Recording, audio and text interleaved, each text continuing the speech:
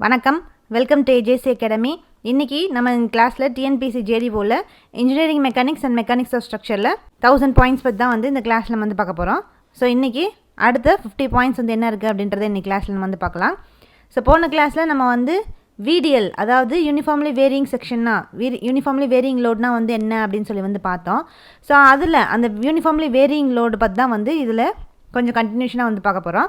So அப்போ இந்த uniformly varying லோடில் பார்த்தோன்னா சில சமயம் எப்படி அந்த லோடு அரேஞ்ச் ஆகிருக்குன்னா இந்த லோடு ஒரு எண்டில் 0வாகவும் அப்படியே கொஞ்சம் கொஞ்சமாக எப்படி யூனிஃபார்மாக இன்க்ரீஸ் ஆகிட்டே போகும். ஸோ ஒரு எண்ட்லேருந்து 0லேருந்து ஆரம்பித்து கொஞ்சம் கொஞ்சமாக 0, 1, 2, 3 அப்படின்னு சொல்லி கொஞ்சம் கொஞ்சமாக அப்படியே யூனிஃபார்மாக இன்க்ரீஸ் ஆகிட்டே போகக்கூடிய அந்த லோடை தான் நம்ம என்ன சொல்கிறோன்னா யூனிஃபார்ம்லி வேரியிங் டிஸ்ட்ரிபியூட்டட் லோடு அப்படின்னு சொல்லி டினோட் பண்ணுறோம்.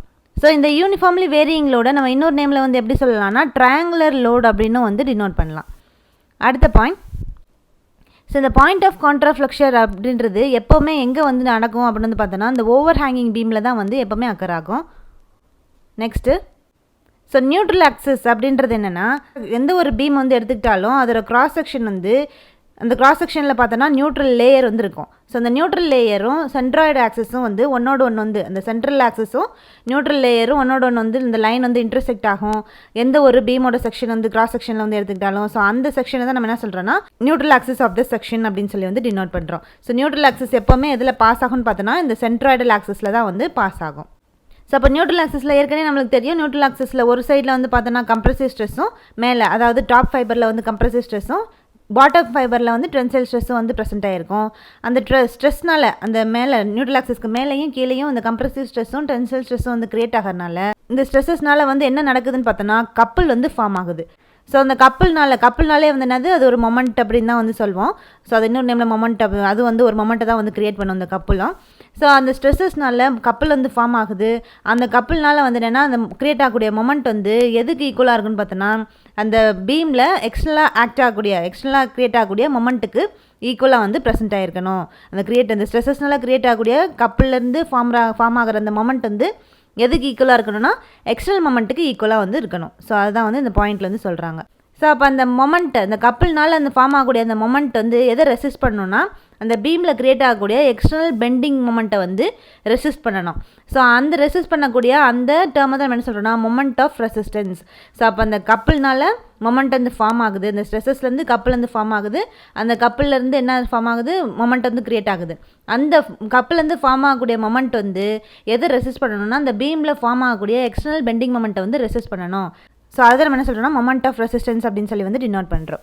Next point, so composite beam அப்படின்றது என்னன்னு பார்த்தோன்னா ஸோ இந்த பீமில் அந்த காம்போசிட் பீமில் எப்படி இருக்குன்னா அந்த பீம் 2 மெட்டீரியல் இல்லாட்டி 2 மெட்டீரியலுக்கு மேலே டிஃப்ரெண்ட்டாக அதுவும் அந்த 2 மெட்டீரியல்னு பார்த்தோன்னா ஒரு மெட்டீரியல் ஒரு ஸ்டீலாகவும் இப்போ இன்னொரு மெட்டீரியல் காப்பர் அந்த மாதிரி இப்போ மூணாவது மெட்டீரியல் பிரான்சஸ் அந்த மாதிரி டிஃப்ரெண்ட் டைப்ஸ் ஆஃப் மெட்டீரியலில் ஒன்னோட ஒன்று கம்பைன் ஆகி அதெல்லாம் ஜாயின் பண்ணி அது எப்படி ஆக்ட் ஆகும்னு பார்த்தோன்னா ஒரு சிங்கிள் யூனிட்டாக ஆக்ட் ஆகும். ஸோ அந்த பீமை தான் அந்த டைப் ஆஃப் பீமை தான் நம்ம என்ன சொல்கிறோன்னா காம்போசிட் பீம் அப்படின்னு சொல்லி டினோட் பண்ணுறோம். இந்த காம்போசிட் பீம் இன்னொரு நேமில் எப்படி சொல்லலாம்னா ஃப்ளிக்ஸ்டு பீம் அப்படின்னு டினோட் பண்ணலாம். நெக்ஸ்ட் பாயிண்ட், இப்போ ஃபிக்ஸட் பீமில் டிஃப்ளெக்ஷன் ஃபார்முலா என்ன அப்படின்றது பார்க்கலாம். ஸோ ஒரு ஃபிக்ஸட் பீம் இருக்குது AB அப்படின்னு சொல்லி. ஸோ இதுதான் ஃபிக்ஸட் பீம், இது A, இது B, இது L. ஸோ இங்கே பார்த்தோன்னா L carrying point load. So point load சென்டரில் ஆக்ட் ஆகுது. அப்போ பாயிண்ட் லோடு W சென்டரில் ஆக்ட் ஆகுது. அப்படி ஆக்ட் ஆகும்போது அங்கே மேக்ஸிமம் டிஃப்ளெக்ஷன் ஃபார்முலான்னு பார்த்தோன்னா del max equal to WL³ divide by 192 EI. So இதுதான் இந்த ஃபிக்ஸ்டு பீமுக்கு பாயிண்ட் லோடு சென்டர் ஆக்ட் ஆகிருக்கும் போது இதுதான் maximum deflection formula. Next point, இதே maximum deflection. So maximum deflection இப்போ ஃபிக்ஸ்டு பீமுக்கு அதே fixed beam AB length L அதில் பார்த்தோன்னா அந்த பீம் ஃபுல்லாகவே யூனிஃபார்ம்லி டிஸ்ட்ரிபியூட்டட் லோட் UDL அந்த ஃபிக்ஸட் பீமில் ஆக்ட் ஆகிருக்கும் போது அதுக்கு மேக்ஸிமம் டிஃப்ளெக்ஷன் ஃபார்முலான்னு பார்த்தோன்னா del max equal to WL/4 divide by 384 EI. So இதான் ஃபிக்ஸ்டு பீமோட UDL ஃபார்முலா. நெக்ஸ்ட்டு இப்போ ஃபிக்ஸடு பீமுக்கு மேக்ஸிமம் பெண்டிங் மொமெண்ட் ஃபார்முலா என்ன அப்படின்றது பார்க்கலாம். ஸோ அந்த ஃபிக்ஸடு பீமு அது AB L carrying point load சென்டரில் ஆக்ட் ஆகிருக்குது. ஸோ அப்படி ஆக்ட் ஆகும்போது அந்த மேக்ஸிமம் பெண்டிங் மொமெண்ட் வந்து ஃபார்முலான்னு பார்த்தோன்னா bending moment maximum equal to WL/8. Next இப்போ மேக்ஸிமம் ஃபிக்ஸட் பீமு, ஸோ அதில் வந்து யூடிஎல் வந்து ஆக்ட் ஆகுது த்ரூ அவுட் த செக்ஷன் ஃபுல்லாகவே. அப்போ மேக்ஸிமம் பெண்டிங் மொமெண்ட் ஃபார்முலா வந்துன்றதுனா bending moment maximum equal to WL²/12. So இது வந்து இந்த மேக்ஸிமம் பெண்டிங் மொமெண்ட் ஃபார்முலா இந்த ரெண்டு கண்டிஷன் ஃபிக்ஸட் பீமில் ரெண்டு கண்டிஷனை பொறுத்து இந்த ரெண்டு ஃபார்முலா வந்து வரும். ஸோ இப்போ ஃபிக்ஸட் பீமில் டிஃப்ளெக்ஷன் ஃபார்முலா, அதே மாதிரி பெண்டிங் மொமெண்ட் ஃபார்முலா வந்து பார்த்தாச்சு. அடுத்த பாயிண்ட் வந்து பார்க்கலாம். ஸோ இப்போ ஒரு ஷாஃப்ட் வந்து எடுத்துக்கிட்டோம் அப்படின்னா அந்த ஷாஃப்ட்டில் வந்து எப்படி ஃபிக்ஸ் ஆகிருக்குன்னு பார்த்தோன்னா ஒரு ரெண்டு வந்து ஃபிக்ஸடாகவும் வந்துருக்கும். அந்த ஸோ ஷாஃப்ட்டில் வந்து ஒரு ரெண்டு வந்து ஃபிக்ஸட் கண்டிஷனில் வந்து இருக்கும் போது அங்கே என்ன க்ரியேட் ஆகுதுன்னு பார்த்தோன்னா டார்க் இல்லைனா வந்து ட்விஸ்டிங் மொமெண்ட் வந்து இன்னொரு ரெண்டில் வந்து க்ரியேட் ஆகும். ஸோ அப்போ ஒரு ரெண்டில் வந்து இந்த ஷாஃப்ட் வந்து ஃபிக்ஸட் கண்டிஷனில் இருக்கும் போது இன்னொரு ரெண்டில் வந்து பார்த்தோன்னா அங்கே வந்து என்ன நடக்குதுன்னா டார்க் இல்லாட்டி அதாவது ட்விஸ்டிங் மொமெண்ட் வந்து அந்த இடத்துல வந்து க்ரியேட் ஆகுது இன்னொரு ரெண்டில். ஸோ அந்த மாதிரி இருக்கும் போது அந்த ஷாஃப்ட்டில் ஹோல் கிராஸ் செக்ஷனில் என்ன வந்து க்ரியேட் ஆகும்னு பார்த்தோன்னா ஃபுல்லாகவே வந்து இது ஃபுல்லாக ஷியர் ஸ்ட்ரெஸ் தான் வந்து க்ரியேட் ஆகிருக்கும் இந்த ஷாஃப்ட்டில். ஸோ அதான் வந்து இந்த பாயிண்ட் வந்து சொல்கிறாங்க. அடுத்த பாயிண்ட் வந்து பார்க்கலாம். So torsional rigidity of the ஷாஃப்ட்னா வந்து என்ன அப்படின்றது பார்க்கலாம். ஸோ வந்து torsional rigidity of the shaft அப்படின்றது என்னென்னா T/θ/L, அதாவது டார்க் டிவைட் பை தீட்டானா twist of radian per length. So அதை தான் நம்ம என்ன சொல்கிறோன்னா torsional rigidity of the shaft அப்படின்னு சொல்லி வந்து டினோட் பண்ணுறோம்.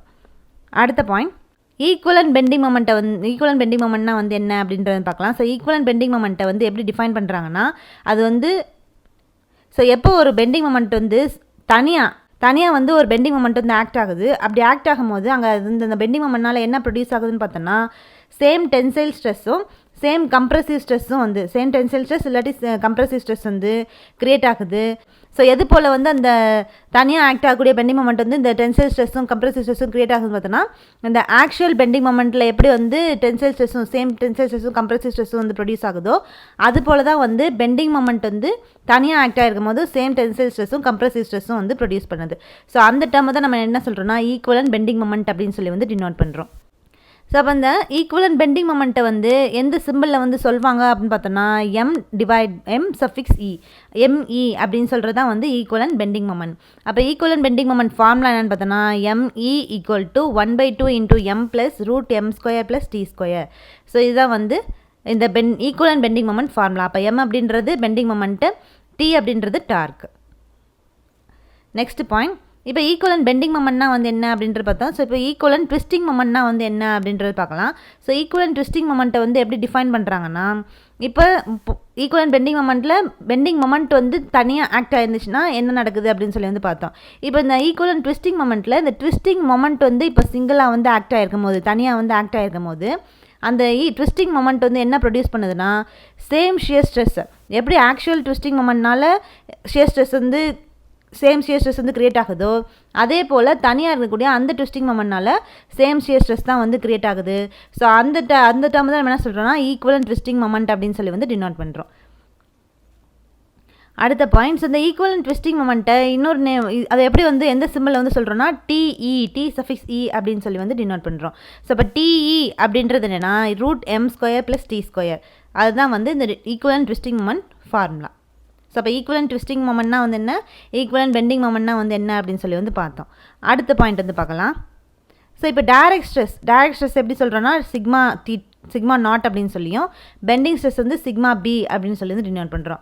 அப்போ இந்த டைரக்ட் ஸ்ட்ரெஸ் சிக்மா நாட் வந்து கிரேட்டர் தென் ஆர் ஈக்குவல் டுவா எதுக்கு இருக்குன்னு பார்த்தோன்னா பெண்டிங் ஸ்ட்ரெஸ் சிக்மா Bக்கு வந்து இருந்துச்சு அப்படின்னா ஸோ சிக்மா நாட் வந்து greater than or equal to sigma பியாக வந்து இருக்கும் போது அந்த கண்டிஷன் வந்து எப்படி இருக்குன்னு பார்த்தோன்னா அந்த கம்ப்ரசிவ் ஸ்ட்ரெஸ் வந்து ஆல் ஓவர் த செக்ஷன் இந்த பீம் செக்ஷன் கிராஸ் செக்ஷன் ஃபுல்லாகவே வந்து என்ன ஸ்ட்ரெஸ் வந்து கிரியேட் ஆகும்னு பார்த்தோன்னா கம்ப்ரசிவ் ஸ்ட்ரெஸ் மட்டும்தான் வந்து கிரியேட் ஆகும். அது எப்போனா இந்த டைரக்ட் ஸ்ட்ரெஸ் வந்து greater than or equal to bending ஸ்ட்ரெஸ்ஸாக வந்து இருக்கும் போது, இதே வந்து இந்த டைரக்ட் ஸ்ட்ரெஸ் சிக்மா நாட் வந்து less than or equal to bending ஸ்ட்ரெஸ்ஸாக வந்து இருக்கும் போது லெஸ் தென் பெண்டிங் ஸ்ட்ரெஸ்ஸாக வந்து இருக்கும் போது அங்கே என்ன நடக்குதுன்னு பார்த்தோன்னா அந்த டென்சைல் ஸ்ட்ரெஸ் ஃபுல்லாகவே வந்து எப்படி எங்கே அக்கர் ஆகுதுன்னா இந்த கிராஸ் செக்ஷன் பீமோட கிராஸ் செக்ஷனுக்கு லெஃப்ட் ஹேண்ட் சைட்லையும் கம்ப்ரசிவ் ஸ்ட்ரெஸ் வந்து இந்த பீமோட கிராஸ் செக்ஷனுக்கு ரைட் ஹேண்ட் சைட்லேயும் வந்து அக்கர் ஆகுது. ஸோ இதுதான் வந்து இந்த direct stress and bending stress greater தென்னாக இருந்துச்சுன்னா எப்படி, லெஸ் தென்னாக வந்து இருந்துச்சுன்னா எப்படி அப்படின்னு சொல்லி வந்து கண்டிஷன் வந்து பார்த்தோம்.